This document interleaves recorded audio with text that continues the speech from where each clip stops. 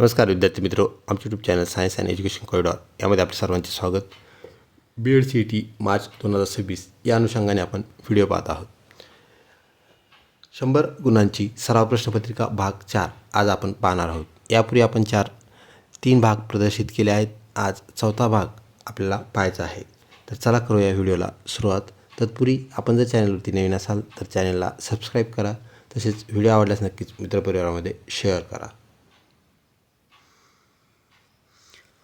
जर दक्षिणेला उत्तर पूर्व म्हणजेच ईशान्य म्हटले तर पूर्वेला काय म्हणावे लागेल? तर आपणास माहीत आहे, वरच्या बाजूला उत्तर दिशा म्हणजेच नॉर्थ, उजव्या बाजूला पूर्व दिशा, खालच्या बाजूला साऊथ म्हणजे दक्षिण आणि इकडे वेस्ट. तर उत्तर पूर्व जी दिशा आहे तर ती आहे नॉर्थ आणि ईस्ट ह्या दोन्हीच्या मधली, जिला आपण ईशान्य असं म्हणत असतो. म्हणजेच त्यांनी काय केलेलं आहे, ही खालची जी दक्षिण दिशा आहे त्या दिशेला अँगल त्यांनी फिरवलेला पाहायला मिळतो. तिला म्हटलेलं आहे ईस्ट नॉर्थ म्हणजेच उत्तर पूर्व. तर पूर्व दिशेला जी की ह्या साईडला आहे तिला काय म्हणता येईल? तर अँगल फिरवल्यानंतर आपल्याला येणारी जी दिशा आहे ती पाहायला मिळते वायव्य दिशा. ती म्हणजेच पश्चिम व उत्तर यामध्ये असणारी दिशा. म्हणजेच आपलं जे उत्तर आहे ते उत्तर पश्चिम असं आहे. आपण यासाठी दिशा भान याचा जो चार्ट आहे तो पाहूया. यामध्ये आपण पाहू शकता मुख्य दिशा ज्या आहेत उत्तर, पूर्व, दक्षिण आणि पश्चिम. त्यानंतर हा जो आपला दक्षिण दिशा जो आहे त्याला त्यांनी वळवलेला आहे, म्हणजे काय केलेलं आहे, रोटेट केलेलं आहे. एकदा रोटेट केल्यानंतर आपल्याला ती दिशा ईशान्य आलेली पाहायला मिळते. पुन्हा एकदा रोटेट केल्यानंतर ती दिशा वायव्य झालेली आपल्याला पाहायला मिळेल. म्हणजेच आपलं जे उत्तर आहे ते पश्चिम उत्तर, ज्याला वायव्य दिशा आपण म्हणतो. पुढचा प्रश्न, आपल्याला एक संख्यामाला दिलेली आहे आणि तिला पूर्ण करायचं आहे असा हा प्रश्न. 5 12, त्यानंतर 12 26, त्यानंतर 26 54, तर 54 डॅश म्हणजेच काय? तर आपण इथे पाहू शकता 5 आणि या 12मध्ये जो संबंध आपल्याला झालेला पाहायला मिळतो 5 म्हणजेच n. तर इथं आपल्याला 10 अधिक 2 म्हणजेच 12 झालेलं पाहायला मिळते. म्हणजेच n गुणिले 2 प्लस 2 असा आपल्याला संबंध पाहायला मिळाला आहे. म्हणजे ही जी संख्या आहे पहिली आणि दुसरी, यामध्ये काय झालेलं आहे, 5ला 2ने गुणले अधिक त्याच्यात 2 केलं, हे सूत्र आपल्याला आलेलं पाहायला मिळतं. म्हणजेच 5 गुणिले 2 झाले 10, 10 अधिक 2 12, त्यानंतर 12 गुणिले 2 ते झाले 24, त्यानंतर त्याच्यात अधिक 2 केले मग झाले 26. 26 झाल्यानंतर पुढचंही तसंच झालेलं आपल्याला पाहायला मिळतं. 26 अधिक 26 ते झाले 52 आणि त्यामध्ये परत 2 ॲड केले ते झाले 54. तर आता परत येणारी जी संख्या आहे 54मध्ये आपल्याला काय करावं लागतील, तितकेच ॲड करावे लागतील. म्हणजे 54 अधिक 54 जे आहे ते म्हणजेच 108 आणि त्या 108मध्ये आपल्याला परत काय करावं लागेल, आपल्या सूत्रानुसार मिळालेल्या सूत्रानुसार 2 ॲड करावं लागतील. म्हणजेच 110. अशा प्रकारे आपल्याला 110 असणारा जो पर्याय आहे, जो की पर्याय क्रमांक 2 आहे, 110 आपलं करेक्ट उत्तर होय. व्हिडिओ आवडत असल्यास नक्कीच लाईक करा. विसंगत घटक ओळखा. टेबल, खुर्ची, कपाट, संगणक. तर यामध्ये 3 बाबी आपल्याला सारख्या असलेल्या पाहायला मिळतात. एक बाब वेगळी आहे.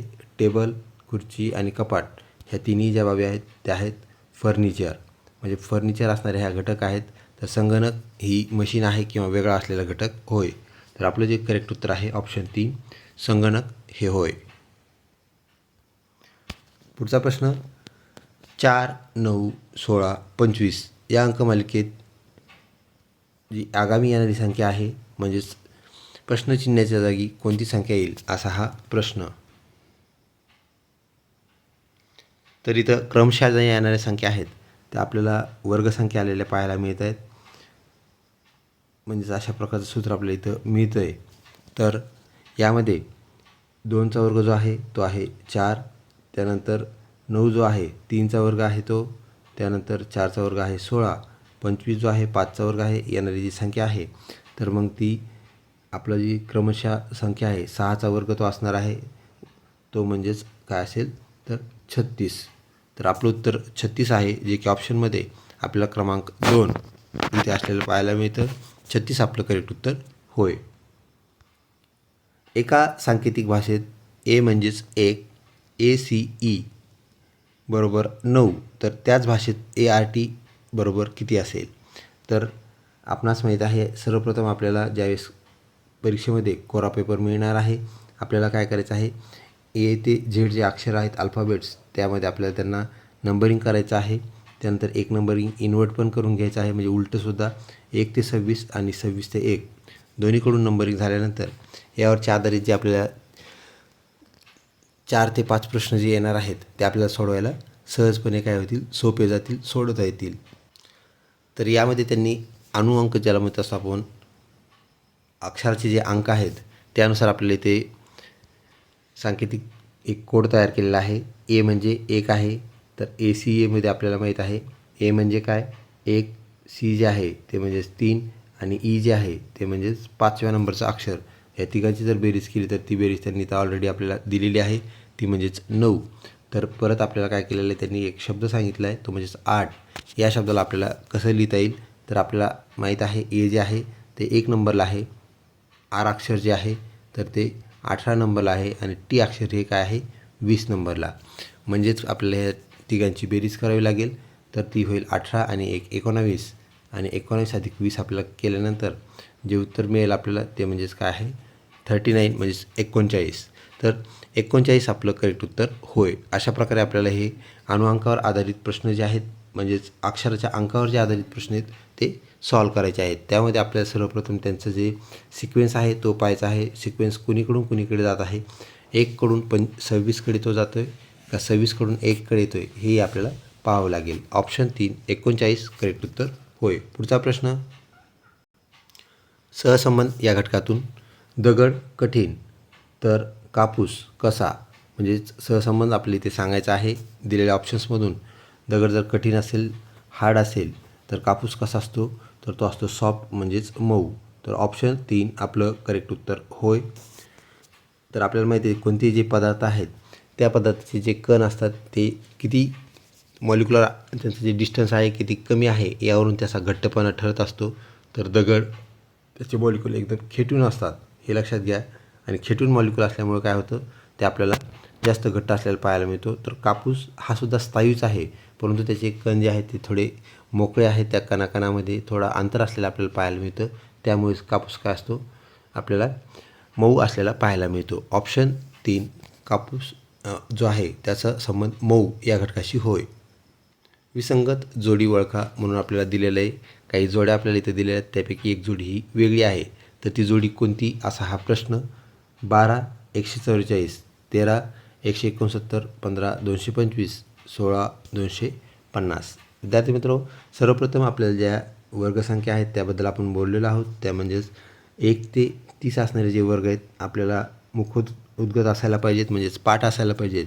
तर जे घन आहेत, तर 1 ते 15पर्यंतचे घन आपल्याला पाठ असायला पाहिजेत, लक्षात असायला पाहिजेत. असं जर नसेल तर आपल्याला ते गुणाकाराने सुद्धा करता येईल. जसे की इथे दिलेलं आपल्याला पाहायला मिळते जवळपास ह्या वर्गसंख्या आहेत.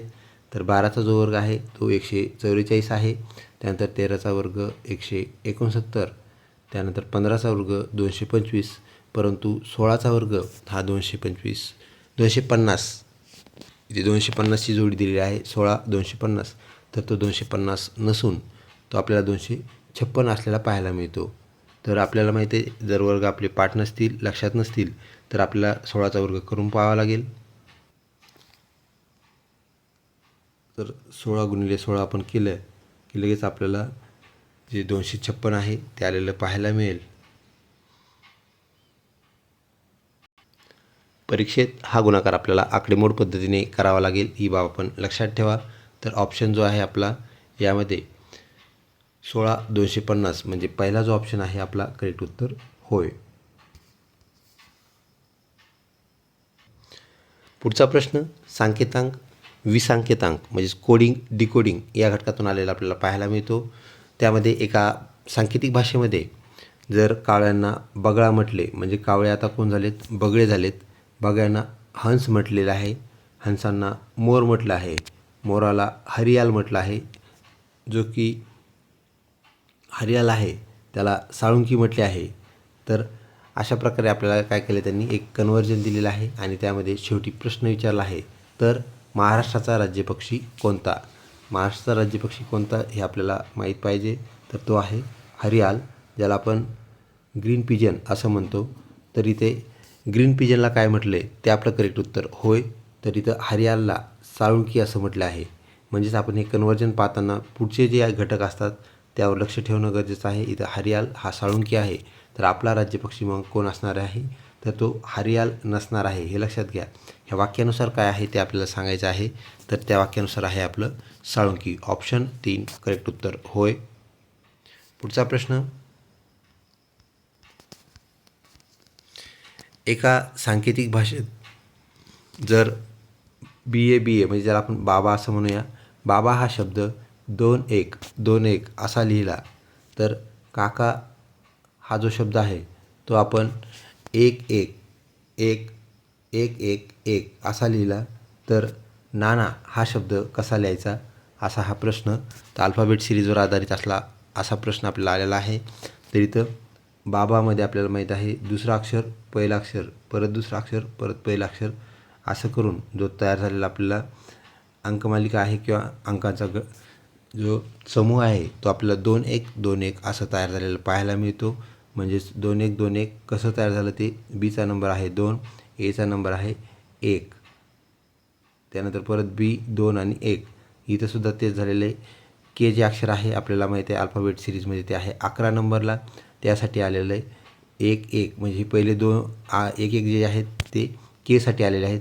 तर तिसरा जो 1 आहे तो आलेला आहे एसाठी. म्हणजे पहिले 2 अक्षर संपले, परत तिसरा अक्षर जे के आलेलं आहे त्यासाठी परत आपल्याला 1-1 आलेलं पाहायला मिळतं, म्हणजेच 11. आणि शेवटचा जो ए आहे त्यासाठी 1. तर 111 यानुसार काका शब्द तयार झालेला त्यांनी आपल्याला दिलेला आहे. तर नाना हा शब्द कोणत्या अक्षराच्या समूहाने, किती अंकाच्या समूहाने तयार होईल, असा आपल्याला प्रश्न विचारला आहे. एन अक्षर जे आहे ते आहे 14 नंबरला. अल्फाबेट सिरीजमध्ये आपल्याला एन 14 नंबरला असलेलं पाहायला मिळतं. तर एन 14, त्यानंतर परत दिलेलं अक्षर जे आहे ते आहे ए, त्यासाठी घ्यावं लागणार आपल्याला 1. म्हणजे 141नी शब्द जो आहे त्यातलं पहिलं जो घटक आहे ना, हा आपल्याला तयार झालेला पाहायला मिळतो. आणि परत आपल्याला नानामध्ये 2 नाना असल्यामुळे आपल्याला 141 याने आपल्याला ते तयार झालेलं पाहायला मिळेल.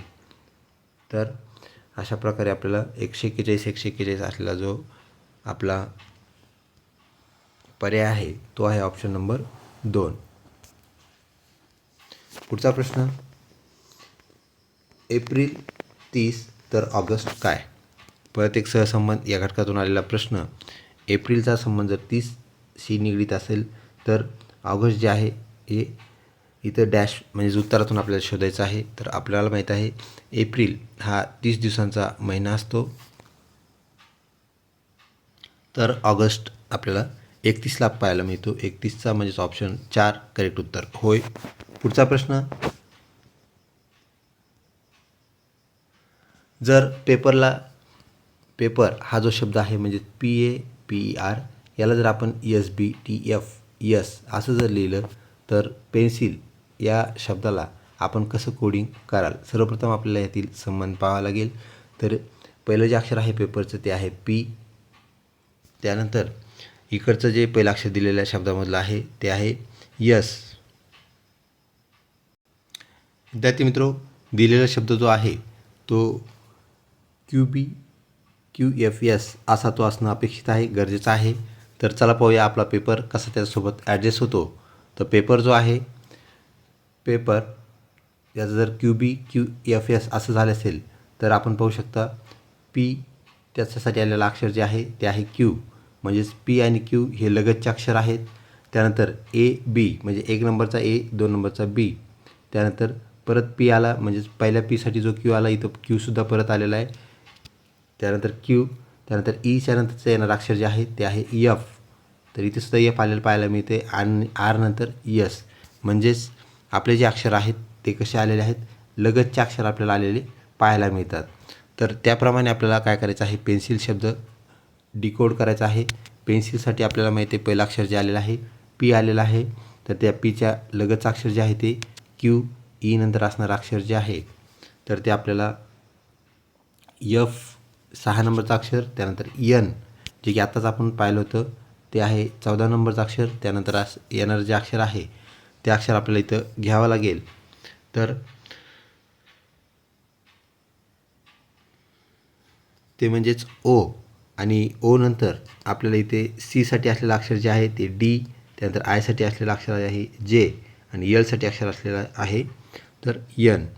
यम अशा प्रकारे आपला जो शब्द तयार होईल तो म्हणजे तयार झालेला शब्द Q F O D F आणि डी नंतर जे आणि एम असा आपला शब्द तयार झालेला पाहायला मिळेल. तर तो शब्द जो आहे आपल्याला ऑप्शन 1मध्ये पाहायला मिळतो, Q F D J M आपलं करेक्ट उत्तर होय. पुढचा प्रश्न, एक अंकमालिका आपल्याला दिलेली आहे. या अंकमालिकेमध्ये आपल्याला पूर्ण करायचं सांगितलं आहे, तर ती कशी दिली पहा. त्यामध्ये 50, त्यानंतर 27 दोन ज्या बाबी दिलेल्या आहेत त्यामधला सहसंबंध 100, 52, 200, 102, 400 तर काय, असा हा प्रश्न दिलेला आहे. तर हा जो घटक आहे विद्यार्थी मित्रो, याला आपल्याला काय करावं लागेल, तर याला आपल्याला इथे 50चे जे अर्धे आहेत ते म्हणजेच 25, तर 50/2 25 अधिक 2 असं हे झालेलं आहे. असं झाल्यानंतर आपल्याला ते 27 झालेलं पाहायला मिळालं पहिल्या जोडीमध्ये. तर दुसऱ्या जोडीमध्ये काय झालं ते आपल्याला सेम पाहावं लागेल. 100, 100च्या अर्धे म्हणजे 100ने 2ला भागल्यानंतर होतील ते 50, तर 50 अधिक 2 ते झाले 52. म्हणजेच आपल्याला ही जी जोडी लागलेली आहे 100, 52 ती कशी आली हे समजलं. 100 आणि 102 म्हणजे परत इथे काय झालं 100साठी म्हणजेच काय, तर 200/2 जे आहे ते 100 झालेलं आपल्याला पाहायला मिळेल. आणि त्यानंतर आपल्याला त्याच्यात काय करावं लागेल, परत 2 ॲड करावं लागेल, तर ते आपल्याला 102 झालेलं पाहायला मिळेल. म्हणजे ही सेकंड लास्टची जोडी आहे आणि त्यातून आपल्याला शेवटची जोडी तयार करायची आहे 400.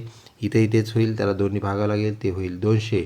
आणि त्यानंतर आपल्याला त्याच्यात सूत्राप्रमाणे काय करावं लागेल, 2 ॲड करावं लागतील, ते होतील 202. तर 202 जे उत्तर असलेला पर्याय आहे तो आहे पर्याय क्रमांक 1. अशा प्रकारे आपल्याला दोन संख्येतील सहसंबंध लक्षात घेऊन काय करायचं आहे, आगामी येणारी संख्या कोणती ते आपल्याला फाइंड आउट करायचं आहे. पुढचा प्रश्न, जर दक्षिण दिशेला पश्चिम म्हटले तर आपल्याला माहीत आहे दक्षिण दिशा सर्वप्रथम आपल्याला कुठं आहे ते पाहावं लागेल. तर ही दक्षिण दिशा आहे खालच्या साईडला. त्या दक्षिण दिशेला आपण जर पश्चिम म्हटलं, पश्चिम म्हणजेच वेस्ट, म्हणजेच आपण अँगल रोटेट केलेला आहे, तर आपल्याला पूर्वेला काय म्हणावे लागेल, तर आपल्याला पूर्व दिशेला काय म्हणावं लागेल, येणारी जी दिशा आहे ती म्हणजेच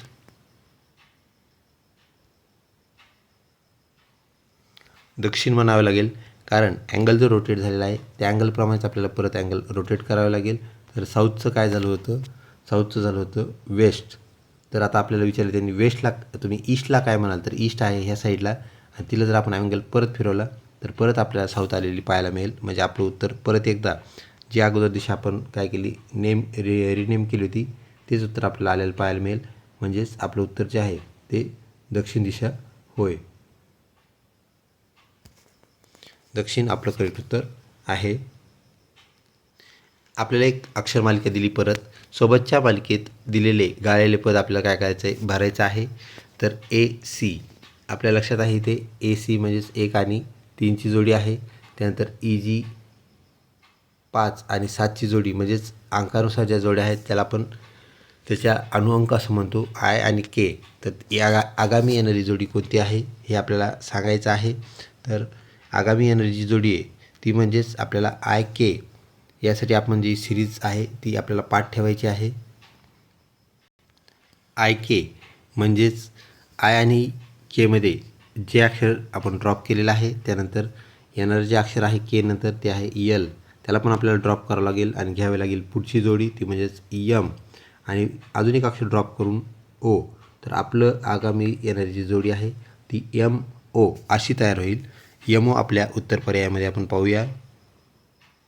तर MO जे आहे आपल्याला क्रमांक 1ला असलेलं पाहायला मिळतं. MO आपलं करेक्ट उत्तर होय. पुढचा प्रश्न, कालमापन या घटनेतून असलेला हा प्रश्न. घड्याळात 6 वाजले आहेत. जर तास काटा दक्षिण दिशेला असेल तर मिनिट काटा कोणत्या दिशेला असेल? आपल्याला माहिती आहे घड्याळात वरच्या साईडला 12 अंक असतो, त्यानंतर खाली 6, इकडे 3 आणि इकडे आपल्याला 9 असलेला पाहायला मिळतो. सांगितलेलं आहे आपल्याला किती वाजलेले आहेत, तर वाजलेले आहेत 6. 6मध्ये जर साऊथला कोणता काटा असेल, तास काटा असेल, तर आपल्याला काय करायचं आहे, वरच्या दिशेला असलेला काटा जो काटा आहे ती दिशा कोणती आणि वरची दिशा म्हणजेच कोणती, तर नॉर्थ. आपलं जे उत्तर आहे ते आहे उत्तर दिशा. ही बाब आपण लक्षात ठेवा. नकाशा असेल, घड्याळ असेल किंवा कोणतीही बाब असेल तर वरच्या दिशेला नॉर्थ असेल, आपल्या उजव्या साईडला असेल ईस्ट म्हणजेच पूर्व दिशा, डाव्या साईडला असेल वेस्ट आणि खालच्या साईडला दक्षिण. तर आपलं करेक्ट उत्तर ऑप्शन 3 उत्तर हे करेक्ट उत्तर आहे. मुलगा मुलगे असं आपल्याला कन्वर्जन त्यांनी दिलेलं आहे, म्हणजे सहसंबंध दिलेला आहे. तर मुलगा मुलगे म्हणजेच मुलगेचा अर्थ मुले असा सुद्धा आहे, हे लक्षात घ्या. तर शाळा याचं अनेकवचन त्यांनी केलेलं आहे, मुलाचं मुले किंवा मुलगे. तर शाळेचं अनेकवचन काय होईल असा हा प्रश्न.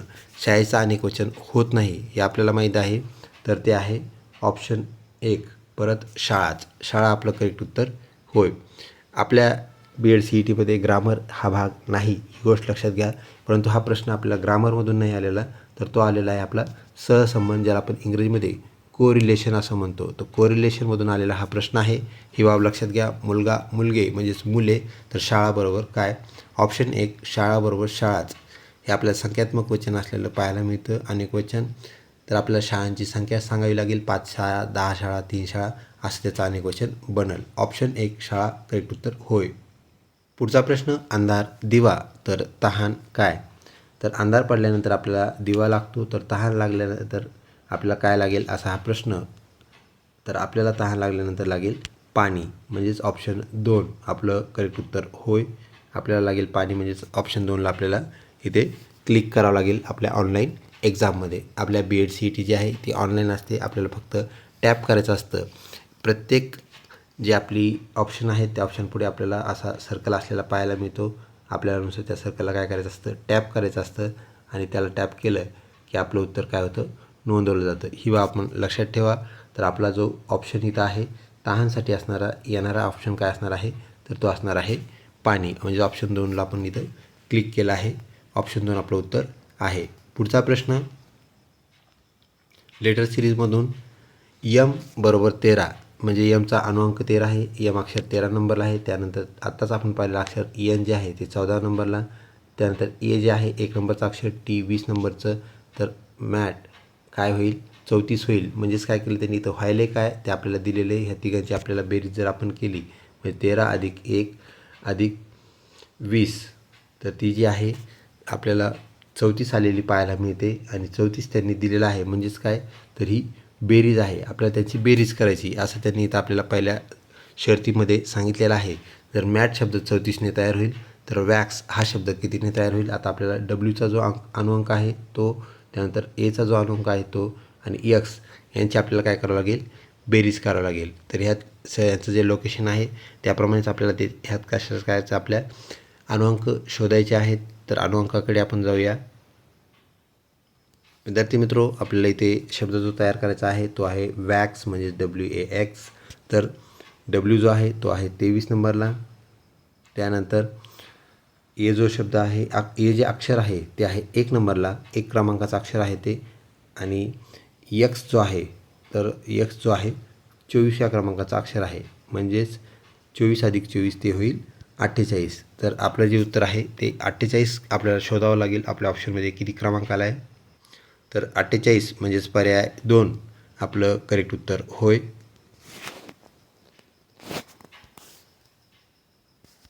पुढचा प्रश्न, एका रांगेत 31 मुले असून संजू मध्यभागी उभा आहे, तर त्याचा क्रमांक किती? तर मुलं 31 आहेत. 31 मुलं असल्यानंतर आपल्याला त्याचा क्रमांक किती असा विचारलेला आहे आणि तो आहे कुठे, तर रांगेच्या तो मधोमध उभा आहे, म्हणजेच मध्यभागी उभा आहे. मुलांची संख्या आहे 31.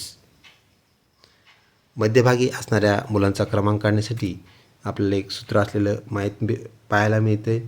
ते म्हणजेच दिलेली जी संख्या आहे विद्यार्थ्याची एकूण संख्या अधिक आपल्याला काय करावं लागेल, 1 करावं लागेल आणि त्यानंतर त्याला तर काय करावं लागेल, 2ने भागावं लागेल. दिलेली संख्या आहे 31, त्यामध्ये 1 मिसळल्यानंतर ते होतील 32 आणि त्या 32ला आपण जर 2ने भागितलं तर ते होतील 16.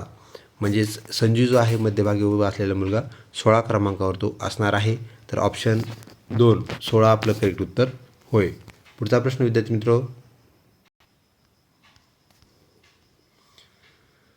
जर तुम्ही ईशान्येकडे तोंड करून उभे असाल आणि 180 अंशात वळलात तर तुमचे तोंड कोणत्या दिशेला असेल? आपण जर ईशान्येकडे तोंड करून उभा आहेत आणि आपण जर वळालं कितीमध्ये, तर एक कोन आपल्याला त्यांनी दिलेला आहे, अँगल दिलेला आहे, तो म्हणजे 180, म्हणजे अतिशय विरुद्ध दिशेला आपण वळालेलो आहेत. तर दिशेमध्ये आपण पाहू शकता ईशान्येकडे आपलं तोंड होतं. तर आपलं तोंड काय आहे, ह्या बाजूला आहे बाहेरच्या. आपण वळालेलो आहोत नैऋत्येकडे, म्हणजेच काय, तर 180चा जो कोन आहे तो आपल्याला ॲपोजिट पाठीमागं असलेला पाहायला मिळतो. तर ॲपोजिट पाठीमागं असलेला कोन जो आहे 180, किंवा आपण लक्षात ठेवा, तर 180नुसार जर आपण वळलं तर आपण काय केलेलं आहे, तर पूर्णपणे उलट झालेलो आहोत. आता उलट झालो म्हणजे आपलं तोंड अगोदर इकडे होतं या साईडला, तर आपलं तोंड झालेलं आहे अपोजिट दिशेला, म्हणजे या साईडला. आणि ही दिशा म्हणजेच काय, तर ईशान्येच्या विरुद्ध दिशेला असलेली दिशा नैऋत्य दिशा होय. तर ऑप्शनमध्ये नैऋत्य जो आपला ऑप्शन आहे तो आहे ऑप्शन नंबर 3. तर दिशाभान हा एक आपल्याला अत्यंत सोपा असलेला घटक पाहायला मिळतो. हा आपल्याला दिशेचा पाठ असला पाहिजे. त्यामध्ये वरच्या साईडला उत्तर, खाली दक्षिण, उजव्या साईडला पूर्व आणि त्याच्या विरुद्ध साईडला पश्चिम, आणि त्यानंतर दिशा ज्या आहेत उपदिशा ज्याला आपण म्हणत असतो, तर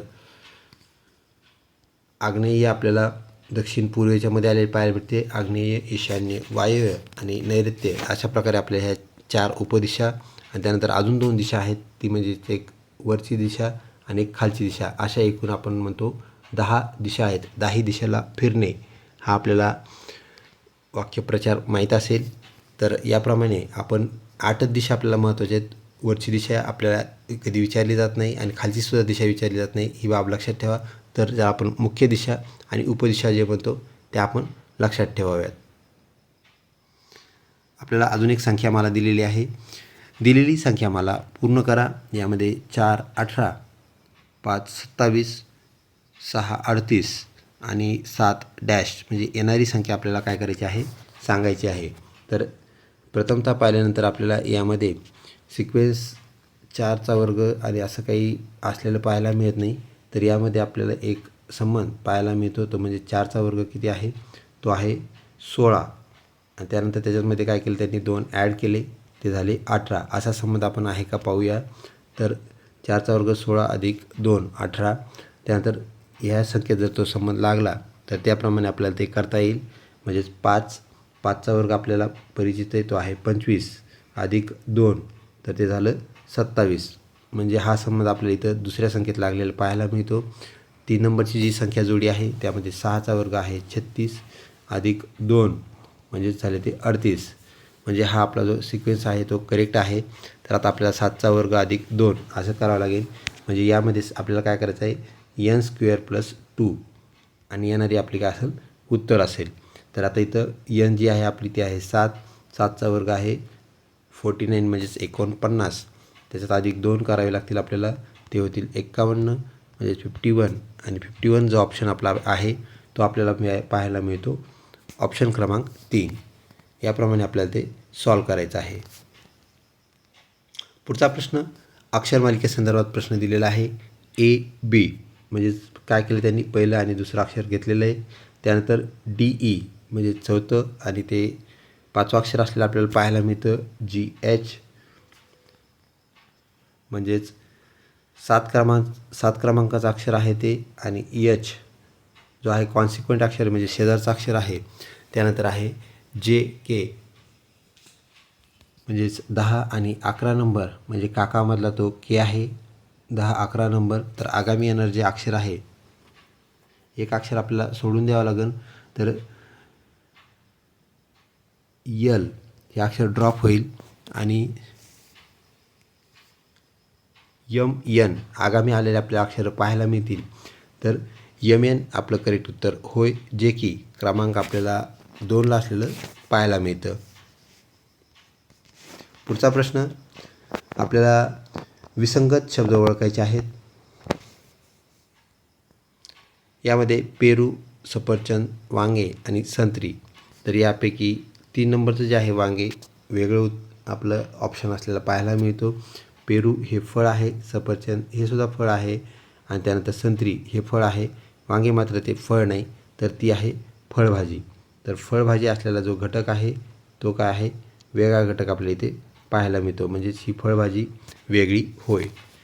ऑप्शन 3 आपलं उत्तर. हात याचा सहसंबंध याची जोडी जर मनगटासोबत लागली तर पायाची जोडी कशासोबत लागेल, तर हाताला मनगटामुळं आपल्याला काय होतं, आपल्याला हाताची हालचाल करता येते. तर पायाची हालचाल आपल्याला कशामुळं करता येईल, तर ती करता येईल आपल्या घोट्यामुळं. लक्षात ठेवा, आपला जो हात असतो म्हणजेच मनगट, तर मनगटामध्ये आपल्याला 8 हाडे असलेले पाहायला मिळतात. तर आपला जो घोटा आहे तिथेसुद्धा 8 हाडांचा जॉईंट असतो आणि त्यामुळेच आपल्याला तिथली हालचाल करणं शक्य आहे. म्हणजेच पाय याचा संबंध घोट्याशी, पायाचा संबंध टाचेशी नाही, हे लक्षात घ्या. तर इथं टाचेशी संबंध आला असता, कधी आला असता, इथं जर त्यांनी म्हणलं असतं हात म्हणजेच तळहात, जर आपण पाम म्हणतो, तळहात जर असतं तर आपल्याला इथं पाय दिल्यानंतर आपल्याला टाच सांगावं लागलं असतं. परंतु इथं त्यांनी दिले हात मनगट म्हणजे जॉईंट दिला आहे. तर पायाचा जॉईंट जो की आपल्याला चालायला मदत करतो तो कोणता असेल, तर तो असेल आपला घोटा. म्हणजेच ऑप्शन 3 आपलं करेक्ट उत्तर होय. पुढे एक प्रश्न दिलेला आपल्याला पाहायला मिळतो. यामध्ये आपल्याला 1, 3 त्यानंतर 7, 15 त्यानंतर 31, 63 अशा जोड्या दिलेल्या आहेत. 1, 3 मध्ये झालं काय आहे, तर 1, 3 म्हणजेच त्याची दुप्पट झालेली 1ची ती म्हणजेच 2, त्याच्यामध्ये अधिक झालेला आहे 1, तो होईल 3. त्यानंतर 7, 15मध्ये पण तेच झालेले आहे, 7ची दुप्पट झालेली आहे 14 अधिक 1 अशा म्हणून तो झालेला आहे 15. इथे परत 31, 63चं इथे झाले, 31च्या दुप्पट होतील 62, 62मध्ये 1 त्यांनी ॲड केलेलं आहे, ते झाले 63. असं होऊन ते 63 आलेले आहेत. आता 63ला आपल्याला तेच करावं लागेल. 63 अधिक 63 ते होईल 126, म्हणजेच 126. आपल्याला परत तेच फॉर्म्युला घ्यावा लागेल. 126 अधिक 1 आहे तो, 126 अधिक 1 बरोबर झाले 127. तर 127 म्हणजेच आपल्याला ऑप्शन 2 जो आहे करेक्ट उत्तर होय. या प्रश्नात आपल्याला एका सांकेतिक भाषेत जर आपण DOG म्हणजेच डॉग हा जो शब्द आहे तो WLT असा लिहिला तर कॅट शब्द आपल्याला कसा लिहिता येईल, असा हा प्रश्न. यामध्ये आपल्याला जे अल्फाबेट सिरीजमध्ये आपल्याला क्रमांक द्यायचे आहेत, ए ते झेड जे आहेत, आपण दिलेले क्रमांक जे आहेत ते उपयोगी ठरणार आहेत. परत खालून आपल्याला क्रमांक द्यायचे आहेत आणि असे. म्हणजेच डॉग हा शब्द त्यांनी कसा तयार केला, कसा लिहिला, WLT. तर ह्या WLTमध्ये झालं काय, तर डॉगमधलं जे डी आहे ते आहे 4 नंबरचं अक्षर. तर 4 नंबरचं अक्षर म्हणजेच त्यांनी रिव्हर्स केलं. ह्या डॉगसाठी काय घेतलं, डॉगमधल्या डीसाठी त्यांनी घेतलं W अक्षर. म्हणजेच सुरुवातीकडून 4 नंबरला जर डी असेल तर पाठीमागून 4 नंबरला कोण आहे, तर तो आहे W. ही बाब लक्षात घ्या. त्याप्रमाणे आपल्याला जे काय ऑल जे अक्षर आहेत ते पाहायचे आहेत आणि कॅट शब्द तयार करायचा आहे. तर कॅटमध्ये आपल्याला माहीत आहे सी जे अक्षर आहे ते 3 नंबरचं आहे. पाठीमागून जर आपण पाहिलं तर पाठीमागून 3 म्हणजेच झेड शेवटचं अक्षर, त्यानंतर वाय, त्याच्यानंतर 3 नंबरचं अक्षर जे आहे ते आहे यक्स. म्हणजेच या कॅटमधल्या सीसाठी इकडून 3 नंबरच्या अक्षरासाठी आपल्याला उलटून जर आलं तर 3 नंबरचं अक्षर जे आहे ते यक्स आलेलं पाहायला मिळतं. म्हणजेच यक्स. त्यानंतर ए जे अक्षर आहे ते क्रमांक 1चं आहे, म्हणजेच सोयीचं ते क्रमांक 1चं आहे. तर शेवटून जे 1 नंबरचं अक्षर येईल ते येईल झेड. तर आपल्याला ए ऐवजी झेड घ्यावं लागेल. म्हणजे सी ऐवजी काय आला होता, एक्स आला होता, ए ऐवजी आला झेड. तर एक्स झेड असं तयार झालं. आणि टी जे आहे तर आपल्याला टीसाठी वापस येणार जे अक्षर आहे आपण ती अक्षरमालिका एका जागेवर काढल्यानंतर जी अक्षर आपल्याला आलेलं पाहायला मिळतं. म्हणजेच XZG असा जो ऑप्शन आहे ते आपलं करेक्ट उत्तर होय, जो की आहे ऑप्शन क्रमांक 1. याप्रमाणे आपल्याला काय करायचं आहे, अल्फाबेट सिरीजचे प्रश्न सॉल्व करायचे आहेत. व्हिडिओ आवडत असल्यास नक्कीच लाईक करा आणि व्हिडिओला शेअर करण्यास विसरू नका. पुढचा प्रश्न नातेसंबंध घटकातून राजूकडे बोट दाखवत सीमा म्हणाली, तो माझ्या वडिलांच्या एकुलत्या एका मुलीचा नवरा आहे. तर राजूकडे बोट दाखवले म्हणजेच राजूकडे तिने पॉईंट आऊट केलं आहे आणि सीमा म्हटली की तो म्हणजेच राजू. तर राजू काय आहे, तो माझ्या वडिलांच्या म्हणजेच कोणाच्या वडिलांच्या, सीमाच्या वडिलांच्या एकुलत्या एका मुलीचा, म्हणजे सीमा एकमेव मुलगी आहे कोणाची, तिच्या वडिलांची. तर तिचा तो नवरा आहे, त्या मुलीचा नवरा आहे. त्याची मुलगी कोण आहे, तर ती आहे सीमा. म्हणजेच वडिलांच्या मुलीचा नवरा जो आहे तो कोण आहे, तर तो राजू आहे, बोट केलेला राजू आहे. त्यामुळे हे दोघं कोण होतील, तर दुसरं तिसरं काही नाही, तर ते नवरा बायको होतील. ऑप्शन 3 नवरा करेक्ट उत्तर होय. या ठिकाणी विद्यार्थी मित्र आपल्याला त्या नातेसंबंधामध्ये आपल्याला ठेवून पाहायचं आहे. आपले जे नातेसंबंध आहेत त्यामुळे आपल्याला काय होतील, अशा प्रकारचे प्रश्न सोडवण्यास लगेच सॉल्व करण्यास मदत होईल, सोडवता येतील. पुढचा प्रश्न विद्यार्थी मित्रो, ए म्हणजे प्लस आहे. आता थोडं आपल्याला वेगळ्या घटकातून त्यांनी आपल्याला पुढचा प्रश्न दिलेला आहे. ए म्हणजे काय आहे, तर अधिकचं चिन्ह आहे.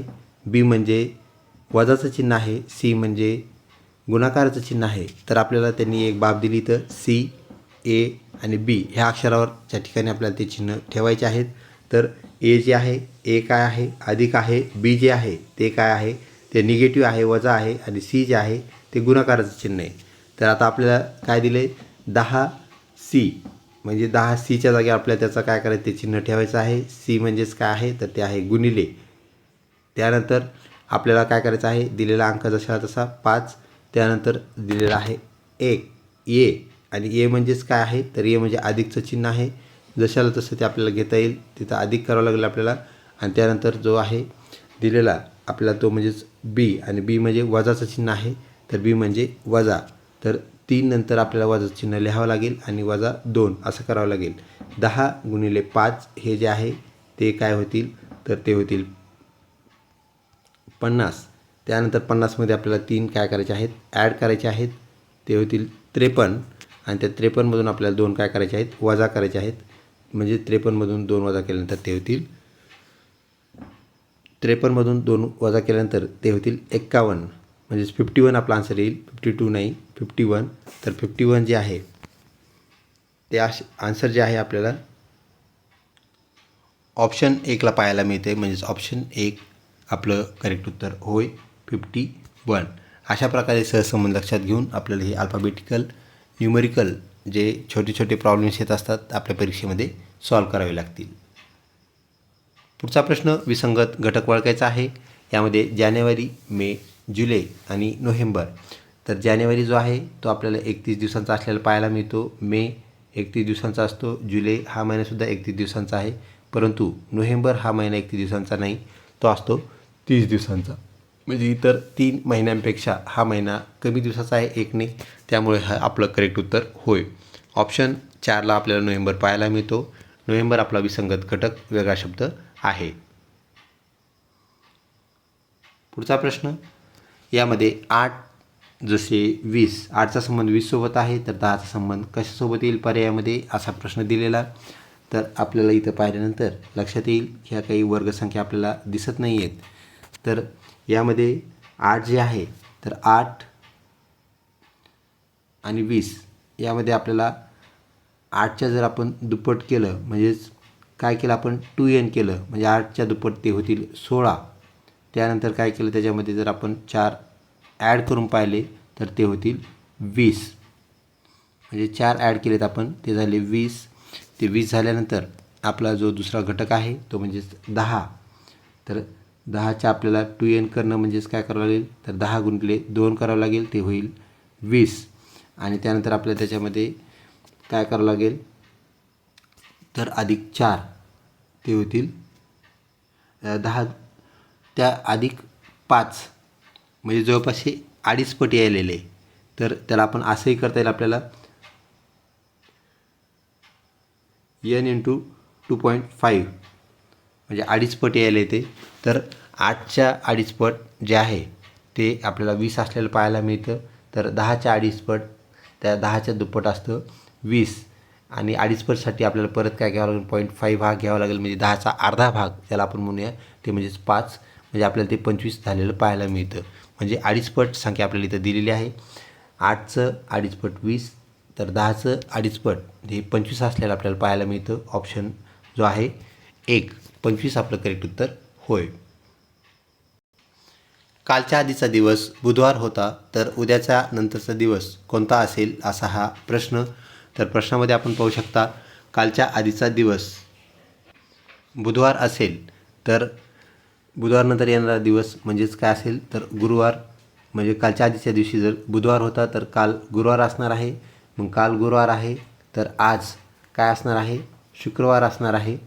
आज जर शुक्रवार असेल तर उद्या काय असेल, शनिवार. आणि आपल्याला विचारलेलं काय आहे तर उद्याच्या नंतरचा दिवस म्हणजे शनिवारनंतर कॉन्सिक्वेंट येणारा लगतचा येणारा जो दिवस आहे तो असणार आहे रविवार. म्हणजेच ऑप्शन 2मध्ये आपल्याला रविवार जे पाहायला मिळतं ते आपलं करेक्ट उत्तर होय. याप्रमाणे आपल्याला कालगणनेसंदर्भात जे प्रश्न आहेत ते सॉल्व करायचे आहेत. एका रांगेत काही विद्यार्थिनी उभ्या आहेत. अंकिताचा क्रमांक डावीकडून व उजवीकडूनही 15 क्रमांक आहे, तर एकूण किती मुली त्या रांगेत उभ्या आहेत असा हा प्रश्न.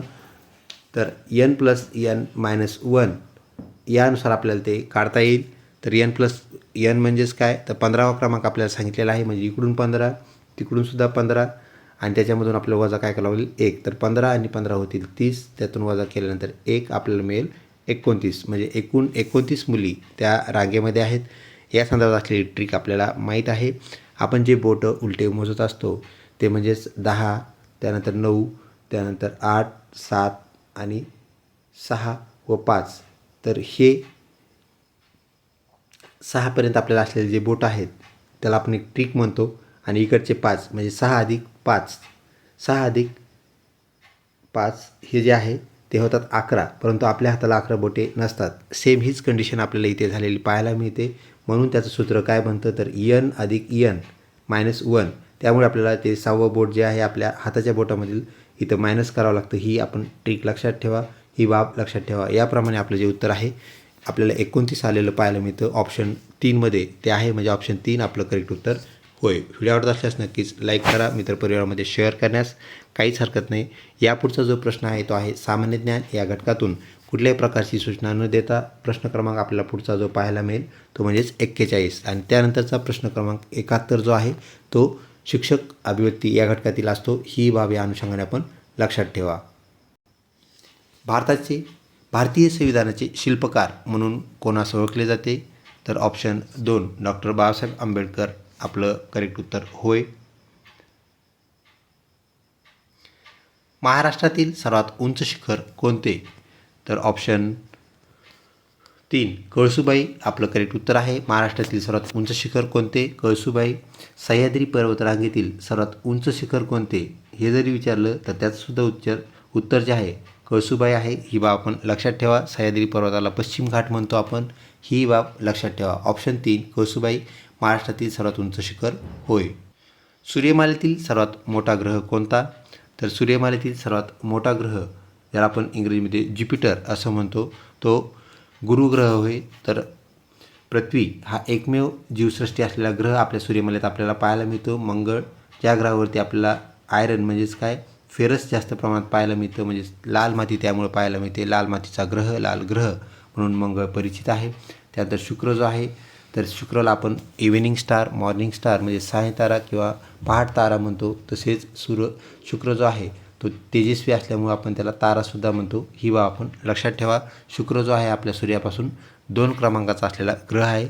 तसेच याला पृथ्वीचा जुळा ग्रह असेही म्हटले जाते, कारण आपल्या पृथ्वीचा जो व्यास आहे तो आहे 13,000 किलोमीटर. तर या शुक्राचा व्यास जो आहे तो आहे 12,000 किलोमीटर. म्हणजेच शुक्र हा आपल्या पृथ्वीचा जवळजवळ जुळा ग्रह होय. पुढचा प्रश्न, भारताचा राष्ट्रीय खेळ कोणता आहे तर ऑप्शन 3 हॉकी हा भारताचा सर्वमान्य असलेला राष्ट्रीय खेळ आहे. जशी तशी तरतूद नसेल किंवा तो अनाऊन्स झालेला नसला तरी हॉकी हा आपला राष्ट्रीय खेळ आपण गणतो. ऑप्शन 3 आपलं करेक्ट उत्तर होय. तसेच हॉकी या खेळामध्ये किती खेळाडू असतात असा जर प्रश्न आला तर क्रिकेट इतकेच खेळाडू त्यामध्ये असतात. ही बाब आपण लक्षात ठेवा. एका टीमचे एका वेळेस 11 प्लेयर आपल्याला ग्राउंडमध्ये पाहायला मिळतात. ऑप्शन 3 हॉकी करेक्ट उत्तर होय. तसेच हॉकीचा जादूगार अशा प्रकारचं टायटल श्री ध्यानचंद म्हणजेच मेजर ध्यानचंद यांना मिळालेलं आहे. ही बाब या अनुषंगाने आपण लक्षात ठेवा. CDCLचा तोही आवडता प्रश्न आपल्याला पाहायला मिळतो. हॉकी या खेळाचे जादूगार कोणास म्हणतात? तर मेजर ध्यानचंद. ग्रामगीता कोणी लिहिली? तर ऑप्शन 3 जे आहे राष्ट्रीय संत तुकडोजी महाराज यांनी ग्रामगीता हा ग्रंथ लिहिलेला आपल्याला पाहायला मिळतो. पुढचा प्रश्न, जागतिक ओझोन दिन कधी साजरा केला जातो? तर ओझोन आपल्या परिचयाचा आहे, ज्याला आपण O3 असं म्हणतो. अतिशय आवश्यक असणारं ज्याचं स्तर आहे, ज्याला आपण लेअर म्हणतो, तर तो आपल्या प्रतिभोवती आपलं संरक्षण करत असतो. या संदर्भात असलेला ओझोन दिन कोणत्या दिवशी साजरा केला जातो? तर तो साजरा केला जातो 16 सप्टेंबर. ही बाब आपण लक्षात ठेवा. 16 सप्टेंबर आपलं करेक्ट उत्तर होय. हडप्पा संस्कृती कोणत्या नदीच्या खोऱ्यात विकसित झाली? तर ऑप्शन 2 सिंधू करेक्ट उत्तर होय. तिला सिंधू संस्कृती असेही म्हटले जाते. ऑप्शन 2 आपलं करेक्ट उत्तर आहे. एड्स म्हणजेच ज्याला आपण ॲक्वायर्ड इम्युनोडेफिशियन्सी सिंड्रोम असं म्हणत असतो, हा जो रोग आहे तो कशामुळे म्हणजेच कोणत्या रोगकारकामुळे होतो, ज्याला आपण पॅथोजन असं म्हणतो, कोणत्या घटकामुळे होत असतो असा हा प्रश्न. तो जीवाणूमुळे होतो का? तर नाही. विषाणूमुळे होतो का? तर विषाणूमुळेच होणारा तो रोग आहे, ज्याला आपण व्हायरस असं म्हणतो. आणि कवक म्हणजे ज्याला आपण फंगस म्हणतो, त्यापासूनसुद्धा तो होत नाही. आदिजीवीपासूनसुद्धा होत नाही. तर ऑप्शन 3 विषाणूमुळे होतो. HIV फुल फॉर्म काय आहे असंही कधी कधी विचारलं जातं. तर ह्युमन इम्युनो व्हायरस आपल्याला HIV फुल फॉर्म असलेला पाहायला मिळतो. पुढचा प्रश्न, महाराष्ट्रातील सर्वात कमी साक्षरतेचा जिल्हा कोणता? म्हणजे सर्वात कमी जिथं साक्षरता आहे असा जिल्हा कोणता असा हा प्रश्न. तर ऑप्शन 2 नंदुरबार आपलं करेक्ट उत्तर आहे. महाबळेश्वर हे थंड हवेचे ठिकाण कोणत्या जिल्ह्यात आहे? तर महाबळेश्वर हे थंड हवेचे ठिकाण सातारा जिल्ह्यामध्ये आहे. ऑप्शन 3 करेक्ट उत्तर होय. त्यानंतर पुढचा प्रश्न, सौरमालेतील सूर्याला सर्वात जवळचा ग्रह कोणता? सूर्याच्या जवळ असणारा ग्रह कोणता असा हा प्रश्न. तर बुध, ज्याला आपण मर्क्युरी असं इंग्रजीमध्ये म्हणत असतो, तो सूर्याच्या सगळ्यात जवळचा ग्रह आहे. तर शुक्र हा 2 नंबरचा ग्रह आहे. त्यानंतर मंगळ आणि पृथ्वीनंतर शनी आपल्याला पाहायला मिळतो. म्हणजेच बुध आपलं करेक्ट उत्तर होय. भारताचे मँचेस्टर म्हणजेच वस्त्रोद्योगासाठी प्रसिद्ध असणारं शहर आपण म्हणूया त्याला, कोणत्या शहराला म्हटले जाते? तर मागील जी आपण सराव प्रश्नपत्रिका पाहिली त्यामध्ये महाराष्ट्राचे मँचेस्टर कोणत्या शहराला म्हणतात असं आपण पाहिलं होतं. त्याचं उत्तर इचलकरंजी होतं. तर इथं आपलं उत्तर बदललेलं आहे, कारण आपल्याला राष्ट्रीय स्तरावर विचारलेलं आहे. तर ते आहे अहमदाबाद. ऑप्शन 3 आपलं करेक्ट उत्तर होय. पुढचा प्रश्न,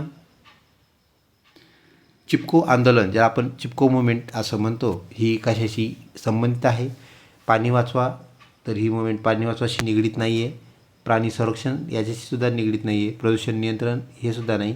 तर ऑप्शन 2 जे आहे वृक्ष संवर्धन म्हणजे झाडे वाचवा. तर आपल्याला माहीत आहे चिपको मुवमेंटमध्ये ही जी मुवमेंट आहे यामध्ये जे झाडे होते त्या झाडांना हे लोक काय करायचे, वृक्षतोड होत असताना त्यांना आलिंगन देऊन थांबायचे. म्हणजेच काय, तर झाडाला सगळे लोक असे वेढा घालायचे आणि झाडं तोडू देत नव्हते. त्यामुळे या मुवमेंटला चिपको मुवमेंट, चिपको आंदोलन हे नाव पडलं. तर ऑप्शन 2 वृक्ष संवर्धन म्हणजे झाडे वाचवा याच्याशी निगडीत असणारी ही आंदोलन संघटना आपल्याला पाहायला मिळते. सुंदरलाल बहुगुणा हे नाव याच्याशी निगडीत आहे. ही बाबी अनुषंगाने आपण लक्षात ठेवावी. रक्ताचा तांबडा रंग कशामुळे असतो? तर रक्ताचा तांबडा रंग जो आहे त्यामध्ये असणारा घटक हिमोग्लोबिन, ज्याला आपण HB या नावाने ओळखतो. तर HBमुळे आपला जो रक्त आहे ते आपल्याला लाल रंगाचं असलेलं पाहायला मिळतं. पुढचा प्रश्न, दशमान पद्धती आणि शून्य ही जगाला दिलेली कोणाची देणगी आहे? म्हणजे दशमान पद्धतीला ज्याला आपण डेसिबल मेथड असं म्हणतो आणि शून्य म्हणजे 0, ह्या दोन्ही गोष्टी कोणत्या देशामुळे आपल्याला मिळाल्या आहेत असा हा प्रश्न. तर ऑप्शन 3 जे आहे भारत याचं करेक्ट उत्तर होय. तर शून्याचा शोध भारतानेच लावलेला आहे आणि दशमान पद्धतीसुद्धा भारतानेच दिलेली आहे. तर ऑप्शन 3 आपलं करेक्ट उत्तर. विमान शोध कोणी लावला? ऑप्शन 2 राईट ब्रदर्स म्हणजेच राईट बंधू आपलं राईट उत्तर आहे. महाराष्ट्रात पंचायत राज व्यवस्था कधी सुरू झाली? तर ती व्यवस्था सुरू झालेली आहे 1 मे 1962. आणि महाराष्ट्र बनला कधी? तर 1 मे 1960ला महाराष्ट्र निर्मिती झाली, राज्य निर्मिती झाली. ऑप्शन 1 करेक्ट उत्तर होय.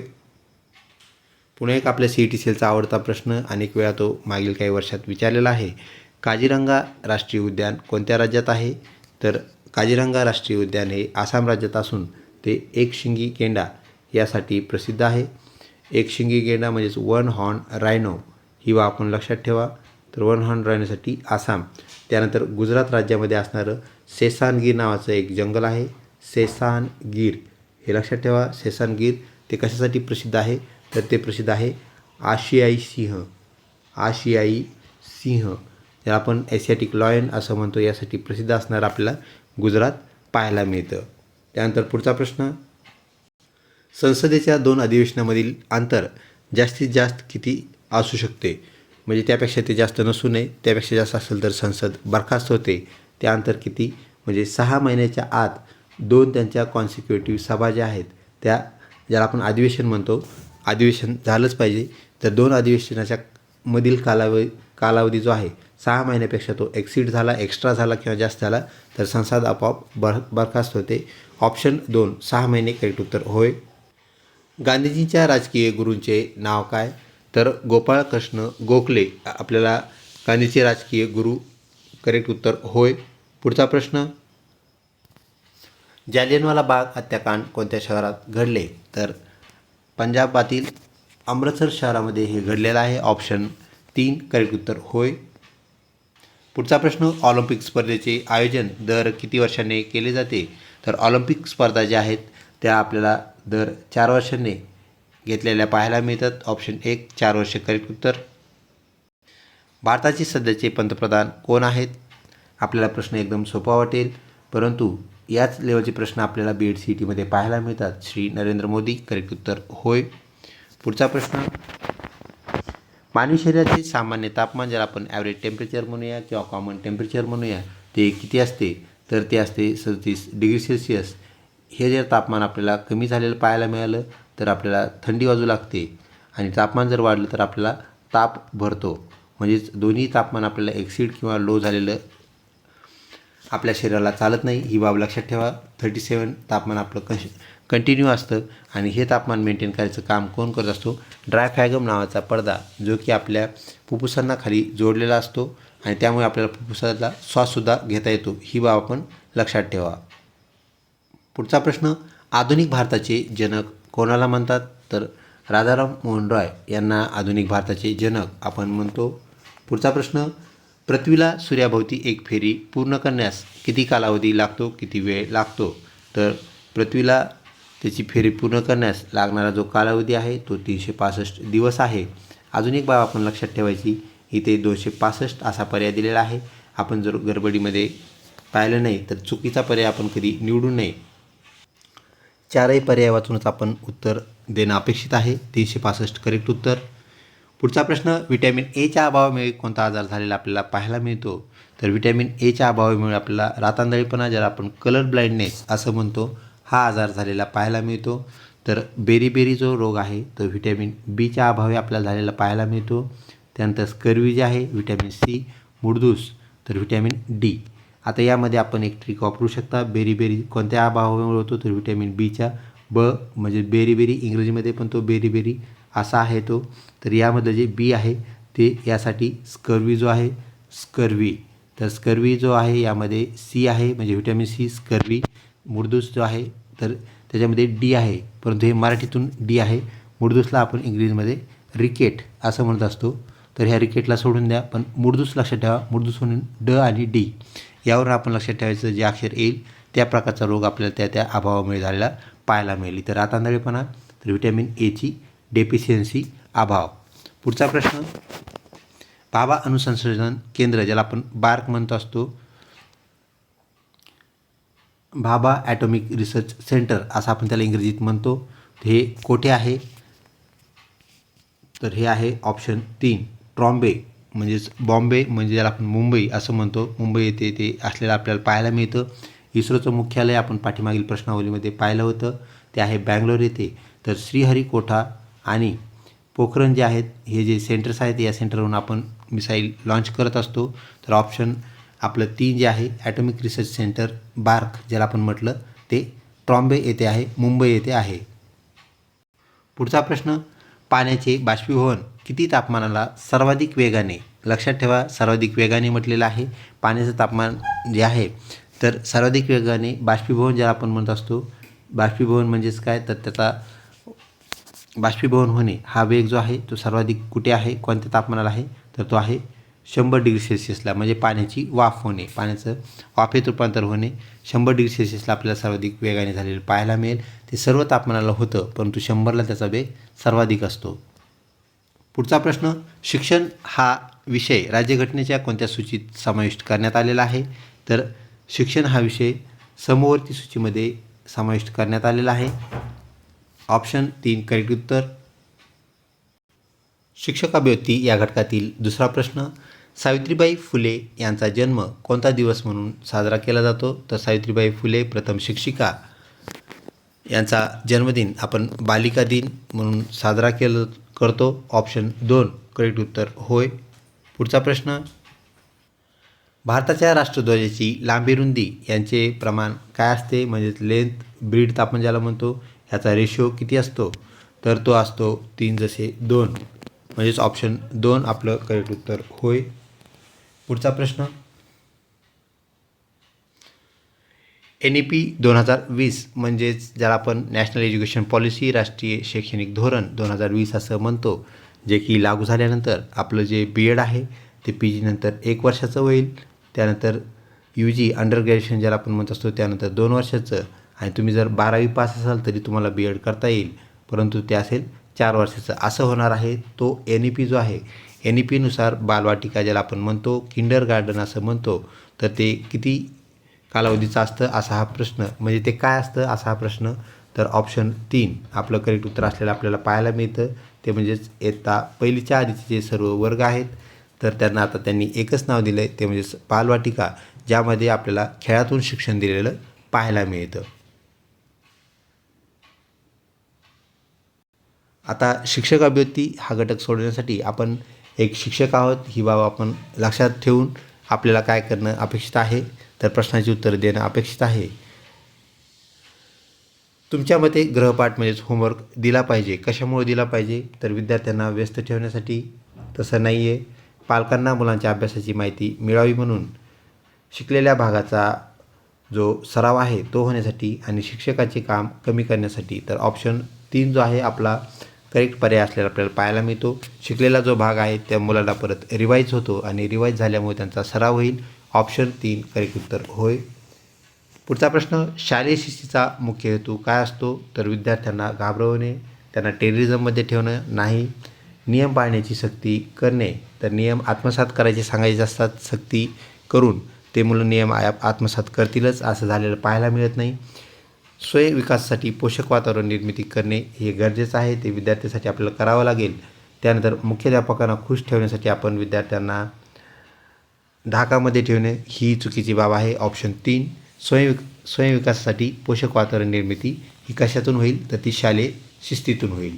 पुढचा प्रश्न, जर एखादा विद्यार्थी वर्गात तुमच्याशी उद्धट बोलला असेल, उद्धटपणे वागला असेल तर तुम्ही काय कराल? त्याला माराल, चुकीची गोष्ट, त्याच भाषेत त्याला उत्तर द्याल, जशास तसे इथं चालणार नाही, त्याच्या अशा वागण्यामागचे कारण शोधून घ्याल आणि त्याला त्यानुसार मार्गदर्शन कराल, मॉरल व्हॅल्यू समजून सांगाल आणि त्याला शाळेतून काढून टाकण्याची धमकी द्याल. तर ऑप्शन 3 जे आहे आपल्याला करेक्ट उत्तर असलेलं पाहायला मिळतं. टोकाचा निर्णय आपल्याला न घेणं हे शिक्षकाच्या हितावं आहे, शिक्षकाची संहिता आहे, ही बाब आपण लक्षात ठेवा.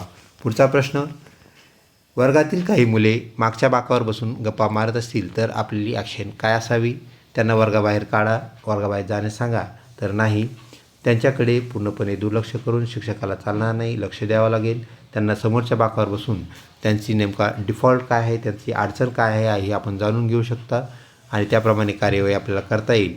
आणि मुख्याध्यापकाकडे लगेच तक्रार जर केली तर शिक्षक काहीही कामाचा नाही अशी बाब लक्षात घ्या. कारण आपण वर्ग नियंत्रित करणे म्हणजे आरेरावी करणे नव्हे, तर मुलांना आपल्याशी समोर करून घेणं हे शिक्षकाचं काम असतं.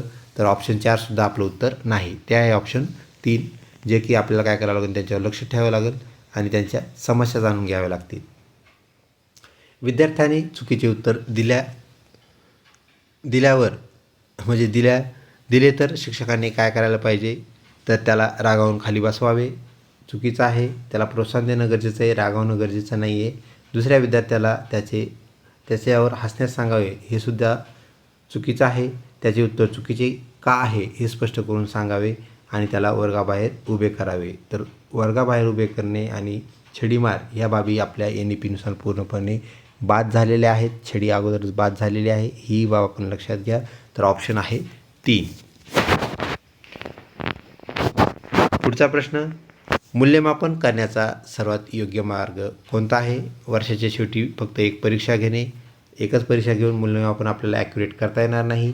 विद्यार्थ्याच्या वर्षभरातील प्रगतीचे सतत आणि सर्वंकष मूल्यमापन करणे, ज्याला आपण CCE म्हणजेच कंटिन्युअस कम्युनिकेटिव्ह इव्हॅल्युएशन असं म्हणत असतो, हे करणं अपेक्षित आहे, गरजेचं आहे. शासनाने सुद्धा हे निर्धारित केलेलं आहे. कंटिन्युअस मूल्यमापन विद्यार्थ्यांचं होत राहतं. कोणतीही त्यांनी कृती केली तर आपण त्यांच्या कृती तपासतो. त्यानंतर इतर बाबी आपण नेहमी त्यांच्या अद्ययावत माहिती त्याची ठेवत असतो, म्हणजे आपण त्याचं कंटिन्यू मूल्यमापन करतो.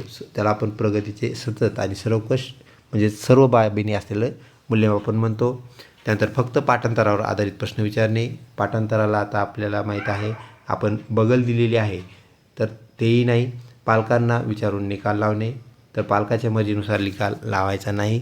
विद्यार्थ्याची प्रगती, विद्यार्थ्याचं अध्ययनातील रुची ह्या घटकावर आधारित आपला तो निकाल बनत असतो. ऑप्शन 2 करेक्ट उत्तर. नवीन शिक्षक म्हणून तुम्ही वर्गात पहिल्या दिवशी काय कराल? पहिल्या दिवशी तुम्ही वर्गात गेलेले आहात तर लगेच पहिला धडा शिकवायला सुरुवात कराल. मुलांना शांत राहण्यासाठी दम द्याल, स्वतःची ओळख करून द्याल आणि विद्यार्थ्याशी संवाद साधाल.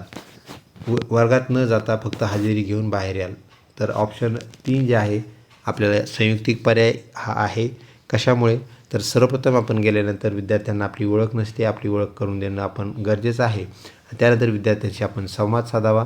या 2 गोष्टीमुळे काय होईल तर विद्यार्थी जे आहेत यांच्याशी आपल्याला जवळपास त्यांचा अंदाज येईल आणि त्यातून संवाद साधल्यानंतर एकरूपता होण्यास आपल्याला मदत होईल. ऑप्शन 3 करेक्ट उत्तर होय. पुढचा प्रश्न, एखादा विद्यार्थी परीक्षेत चोरी म्हणजे ज्याला आपण कॉपी म्हणतो किंवा नक्कल म्हणतो, नक्कल करताना सापडला तर तुमची भूमिका काय असेल? 1 त्याला मारहाण कराल, चुकीची बाब. त्याची उत्तरपत्रिका फाडून टाकाल, चुकीची बाब. त्याला अशा कृत्यामुळे होणारे नुकसान समजावून सांगाल आणि प्रामाणिक राहण्यास त्याला काय कराल? प्रवृत्त कराल. ज्याला आपण मॉरल व्हॅल्यूज म्हणतो, म्हणजेच आपण त्याला मॉरॅलिटी समजून सांगून त्याबद्दल आपल्याला त्याच्याशी निगडीत राहणं त्याला सांगणं गरजेचं आहे. त्याला शाळेतून काढून टाकण्याची शिफारस करा. तर ऑप्शन 3 आपलं करेक्ट उत्तर आहे. पुढचा प्रश्न, शिक्षकाने वर्गात प्रश्न विचारण्याचे प्रमुख कारण काय आहे, मुख्य कारण काय आहे? तर शिक्षक जे वर्गात प्रश्न विचारतात ते का विचारतात असा तो प्रश्न. तर विद्यार्थ्यांना घाबरवण्यासाठी बिलकुल नाही. त्यानंतर विद्यार्थ्याचे लक्ष वेधून घेण्यासाठी आणि त्यांचे आकलन तपासण्यासाठी. त्यानंतर वेळ घालवण्यासाठी. त्यानंतर आपण किती हुशार आहोत हे दाखवण्यासाठी. तर ऑप्शन 2-3 मध्ये आपलं जे 2 आहे करेक्ट उत्तर आहे. 3 आणि 4 आपलं उत्तर संबंधित नाहीत. तर विद्यार्थ्याचे लक्ष वेधून घेणं गरजेचं आहे. कॉन्सन्ट्रेशन त्याला कॉन्सन्ट्रेट करण्यासाठी आपल्याला काय करावं लागेल? प्रश्न विचारल्यानंतर तो स्थिर होईल आणि नंतर लक्ष देऊ लागेल. ऑप्शन 2 करेक्ट उत्तर आहे. जर तुमच्या शाळेत सांस्कृतिक कार्यक्रम ज्याला आपण कल्चरल प्रोग्राम असं म्हणतो तर असेल तर तुम्ही काय कराल? मला त्यात रस नाही असे सांगून लांब राहाल. त्यानंतर फक्त प्रेक्षक म्हणून उपस्थित राहाल. त्यानंतर कार्यक्रमाच्या नियोजनात आणि विद्यार्थ्यांना मार्गदर्शन करण्यात सहभागी व्हाल, सक्रिय सहभाग नोंदवाल. तो सुट्टी म्हणून आपण सुट्टी घेऊन घरी जाल तर हे चुकीचं आहे. ऑप्शन 2 नंतर जो आहे ऑप्शन 2 सुद्धा फक्त प्रेक्षक, शाळा आपलीच आहे, आपल्याला प्रेक्षक बनून राहता येणार नाही. तर ऑप्शन 3 जो आहे करेक्ट उत्तराचा पर्याय आपल्याला निवडावा लागेल. पुढचा प्रश्न, क्रीडा ज्याला आपण स्पोर्ट्स असं म्हणतो, क्रीडा शिक्षणात काय महत्त्वाचे आहे? तर या क्रीडा शिक्षण का महत्त्वाचे आहे म्हणजे त्याची गरज काय आहे? ज्याला आपण स्पोर्ट म्हणतो त्याची गरज आपल्या शिक्षणात काय आहे? तर यामुळे विद्यार्थ्यांचा शारीरिक आणि मानसिक विकास होत असतो, तर तो होतो. यामुळे अभ्यासाचा ताण कमी होतो. तणाव कमी करण्याचं साधन म्हणजेच व्यायाम ज्याला आपण खेळ या रूपातून घेत असतो म्हणजेच खेळ हे होय. यामुळे संघभावना निर्माण होते. आपण टीम बनवून आपण खेळत असतो म्हणजेच संघभावना तयार होऊन त्यामध्ये सद्भावना मुलामध्ये वाढीस लागते. तर या सर्वच बाबी करेक्ट असल्यामुळे ऑप्शन 4 हे वरील सर्व आपलं करेक्ट उत्तर होय. वर्गात शिकवताना जेव्हा विद्यार्थी लक्ष देत नाहीत तेव्हा शिक्षकांनी काय करायला पाहिजे? तर शिकवणे थांबून निघून जावे, चुकीची बाब. त्यानंतर विद्यार्थ्यांना शिक्षा करावी, चुकीची बाब. स्वतःच्या शिकवण्याच्या पद्धतीमध्ये आपल्याला बदल करण्याची गरज आहे आणि त्यामध्ये जरा इंटरेस्टेड बाबी आपल्याला आणणं गरजेचं आहे, म्हणजेच रंजक बाबी आपल्याला आणाव्या लागतील. फळ्यावर फक्त लिहून दिल्यामुळे विद्यार्थी परेशान होऊन जातील. तर ऑप्शन 3 आपलं करेक्ट उत्तर होय. पुढचा प्रश्न, शिक्षकाने विद्यार्थ्याशी कसे वागायला पाहिजे? हुकूमशहाप्रमाणे? बिलकुल नाही. मित्राप्रमाणे, मार्गदर्शकाप्रमाणे आणि तत्त्वज्ञानाप्रमाणे? तर आपल्या भूमिका नेहमी बदलत्या असणं गरजेचं आहे. आपल्याला कधीकधी मित्राप्रमाणे वागावं लागेल, कधीकधी मार्गदर्शकाप्रमाणे, कधीकधी त्याच्या पालकाप्रमाणे, कधीकधी तत्त्वज्ञान सांगणाऱ्या व्यक्तीप्रमाणे. तर आपलं ऑप्शन 2 जे आहे मॅक्झिममली उत्तर पाहायला मिळतं. पर्याय सगळे वाचणं गरजेचं आहे, ते अवलोकन करणं गरजेचं आहे. खूप लांब आलिप्त राहणं चुकीचं आहे. फक्त कामापुरते काम हेही चुकीचं आहे. ऑप्शन 2 करेक्ट उत्तर होय. पुढचा प्रश्न,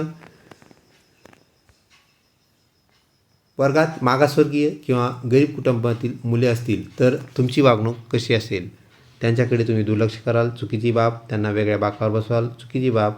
सर्वांप्रमाणे त्यांना समान संधी आणि सन्मान द्याल. त्यांना अभ्यासाऐवजी कामात मदत करायला सांगाल. तर ऑप्शन जे 3 आहे आपलं ॲक्युरेट उत्तर होय. पुढचा प्रश्न, राष्ट्रीय शैक्षणिक धोरण ज्याला आपण NEP असं म्हणतो, याची मुख्य दिशा काय असावी?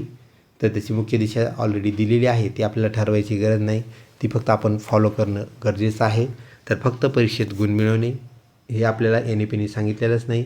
घोकंपट्टी किंवा पाठांतर करणे, घोकंपट्टीलासुद्धा तिथे वाव नाही आहे. विद्यार्थ्याचा सर्वांगीण विकास हा त्याच्या कौशल्यातून होणार आहे, म्हणजेच कौशल्य विकासावर भर देणारं हे राष्ट्रीय शैक्षणिक धोरण आहे. फक्त त्याला पदवी देणं हीच बाब आपल्याला NEPमध्ये पाहायला मिळते, हे सुद्धा चुकीचं आहे. ऑप्शन 3 करेक्ट उत्तर होय. जर एखाद्या विद्यार्थ्याचे पालक अशिक्षित असतील तर तुम्ही काय कराल? त्यांच्याशी संपर्क टाळाल, चुकीची बाब. त्यांच्या मुलाला शिकवणे व्यर्थ आहे असे समजाल, चुकीची बाब. पालकांना भेटून मुलाच्या प्रगतीबद्दल साध्या भाषेत आपल्याला उत्तर द्यावं लागेल, त्यांना कळेल ह्या भाषेत आपण सांगणं अपेक्षित आहे, गरजेचं आहे. मुलाला कमी लेखण्याची काहीच गरज नाही. ऑप्शन 3 करेक्ट उत्तर. वर्गात एखादा घटक शिकवताना तुम्ही शैक्षणिक साधने ज्याला आपण टीचिंग एड्स असं म्हणतो वापरणं गरजेचं आहे. कशामुळे, म्हणजेच का वापरतात? तर वर्ग सजवण्यासाठी ते साधनं नाहीत. मुख्याध्यापकांना दाखवून वाहवा मिळवण्यासाठी तसंही नाही.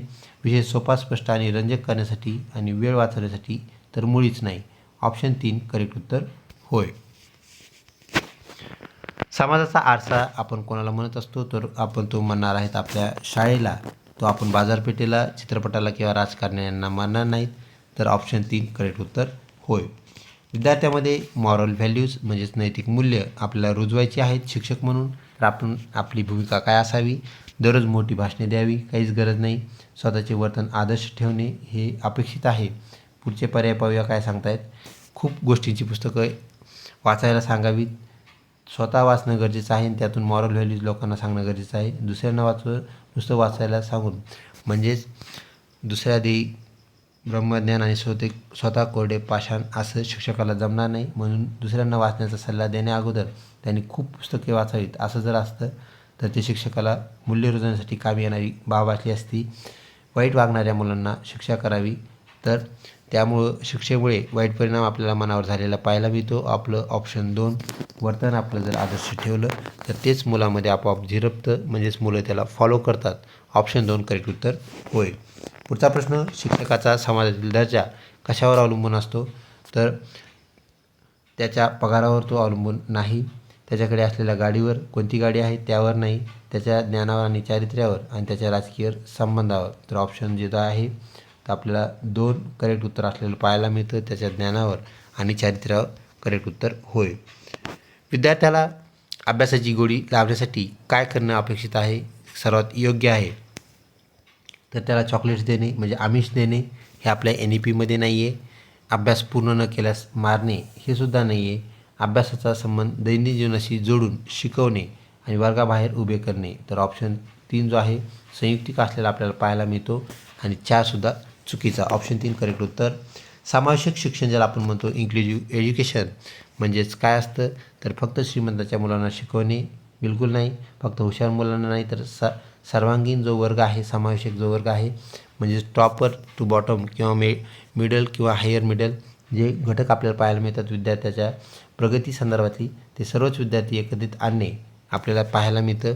सर्व प्रकारच्या अपंग, सामान्य, गरीब विद्यार्थ्यांना एकत्रितपणे शिकवणे म्हणजेच काय आहे तर सर्वसमावेशक शिक्षण आहे.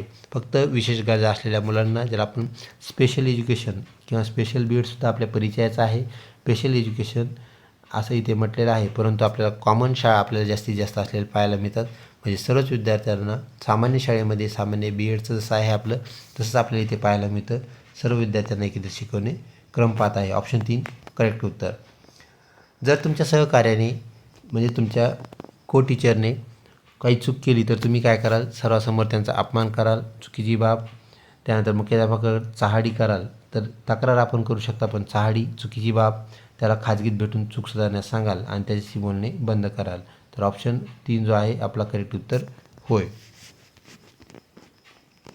पुढचा प्रश्न, शालेय वेळापत्रकात ज्याला टाईमटेबल आपण म्हणतो तयार करताना सर्वात जास्त कशाचा विचार करणं गरजेचं आहे? शिक्षकांच्या सोयीनुसार टाईमटेबल, काही गरज नाही. मुख्याध्यापकांच्या आदेशाचं पालन, हेही गरजेचं नाही.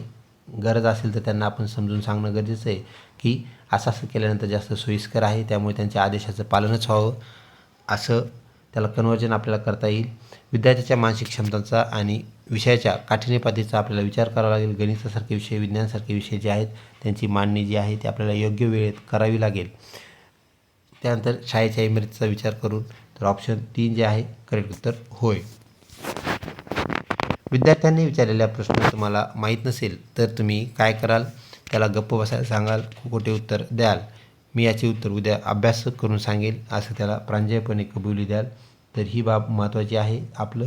आपण जर कबूल करून त्याला तसं सांगितलं त्याला नक्कीच आनंद होईल आणि उद्या मात्र नक्कीच तुम्हाला उत्तर सांगावं लागेल. त्याच्या प्रश्नाचे हसू उडवाल तर हे बाकी 3 जे आहेत ते आपल्याला चुकीच्या बाबी असलेल्या पाहायला मिळतात. आपल्याला मॅक्झिमम आपण जे आत्ता प्रश्न पाहिले त्यात पर्याय 3 आपल्याला उत्तर पाहायला मिळालं, परंतु आपल्या बीएड एक्झामिनेशनमध्ये तसं होत नाही. पर्याय जे आहेत ते आपल्याला रँडम बदललेले उत्तरं पाहायला मिळतात. ही बाब आपण लक्षात घ्या. पुढचा प्रश्न, स्त्री शिक्षणाचे महत्त्व सांगताना तुम्ही काय कराल? स्त्रियांनी फक्त घरी काम करावे असं विद्यार्थ्यांना सांगाल, चुकीची बाब. एक मुलगी शिकली तर पूर्ण कुटुंब शिकते. स्त्रियांना नोकरी करण्यासाठी शिक्षण हवे. शिक्षण फक्त पुरुषासाठी आहे.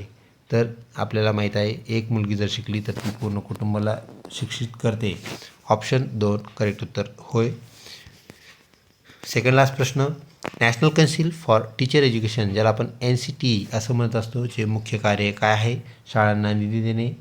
त्यानंतर शिक्षक शिक्षणाचे टीचर एज्युकेशन ज्याला म्हणतो दर्जा राखणे आणि त्याचे नियमन करणे म्हणजे नियम तयार करणे. जसं की आपली जी TET आहे आपण पाहतो, आपण TET जी आहे ती लागू करणे, यासारखे सुद्धा काम ह्या संस्थेचे असलेले आपल्याला पाहायला मिळतात. NCTEनेच TET लागू केलेली आहे. त्यानंतर TET असेल, CTET असेल, ह्या ज्या एक्झाम आहेत आपल्याला ह्या NCTEमुळे द्याव्या लागतात. म्हणजेच NCTEचं हे मुख्य काम आहे शिक्षकांसाठी नियम घालून देणे आणि ते अंमलात आणणे. त्यानंतर विद्यार्थ्याचे प्रवेश करणे, परीक्षांचे वेळापत्रक बनवणे, ठरवणे. तर ऑप्शन 2 आहे करेक्ट उत्तर होय. आजच्या प्रश्नावलीमधला म्हणजेच 100 गुणांची असणारी जी आपली सराव प्रश्नपत्रिका 4 आहे. शेवटचा प्रश्न, फळ्यावर लिहिताना शिक्षकाने कोणती काळजी घ्यावी? अक्षरे मोठी, वळणदार आणि सुवाच्य असावीत. फळ्यावर खूप गर्दी करू नये, म्हणजेच या आपण घाईघाईने लिहिणे किंवा जास्त फळा गच्च भरवणे असं म्हणतो. त्यामुळे आपल्याला लांबून जे बसलेले विद्यार्थी, दूरचे बसलेले विद्यार्थी आहेत, त्यात सिक्वेन्स जर नसेल तर ते त्यांना समजणार नाही. कोणता मुद्दा अगोदर लिहायचा किंवा मुद्द्याला नंबरिंग बुलेटिंग नसेल तर ते त्यांना जड जाईल. तशा प्रकारचं सुद्धा आपलं लिखाण असू नये, त्याला आपण गर्दी करणे असं म्हणूया. महत्त्वाचे मुद्दे अधोरेखित करावेत वरील सर्व. तर ह्या सर्व बाबी केल्यानंतर काय होईल? आपल्याला आपलं जे फलक लेखन आहे ते आपल्याला योग्य झालेलं पाहायला मिळेल. म्हणजेच ऑप्शन 4 हे सर्व वरील सर्व आपलं करेक्ट उत्तर होय. व्हिडिओ आवडला असल्यास नक्कीच आम्हाला जॉईन करून स्टार रेटिंग द्यावी. तसेच आपल्याला व्हिडिओ आवडला असल्यास लाईक करावे व चॅनलला सबस्क्राईब करावे. लवकरच भेटूया पुढच्या महत्त्वपूर्ण प्रश्नासहित, ते म्हणजेच सराव प्रश्नपत्रिका क्रमांक 5. धन्यवाद.